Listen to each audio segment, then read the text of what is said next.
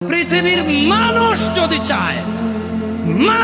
যদি চায় তার গুনাহকে নেকিতে পরিবর্তন করবে, ও যেই ধর্মেরই হোক না কেন, যেই দ্বীনেরই হোক না কেন, সেম প্রসেস শিখাই দেব, জানাই দেব যে হিন্দু লোকটা যদি তার শিরকের গুনাহকে নেকিতে পরিবর্তন করতে চায়, ওই যে লোকটা যে আল্লাহর সাথে শিরক করে নিজেকে মুসলমান বলে মাজারে গিয়ে চিন্তা দেয়, ওই যে লোকটা নিজেকে মুসলিম বলে আল্লাহ ব্যতীত অন্য কারোর জন্য জবাহ করে, এই লোকগুলো তাদের গুনাহগুলোকে কিভাবে নেকিতে পরিবর্তন করবে শিখাই দেব।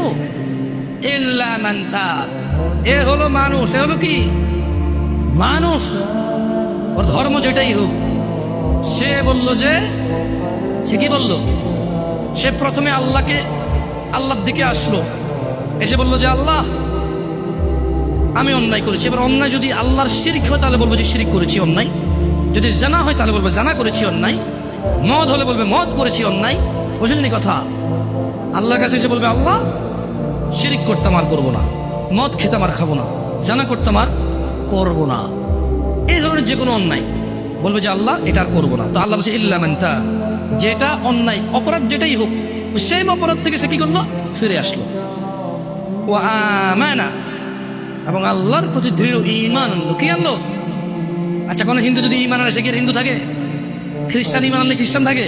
দেখছেন, এই অফারটা কিন্তু বিশাল অফার। সুবহানাল্লাহ, আল্লাহর উদারতাই এমন। সুবহানাল্লাহ, আল্লাহুম্মা ইন্না নাসআলুকা আল-জান্নাহ ইয়া আল্লাহ।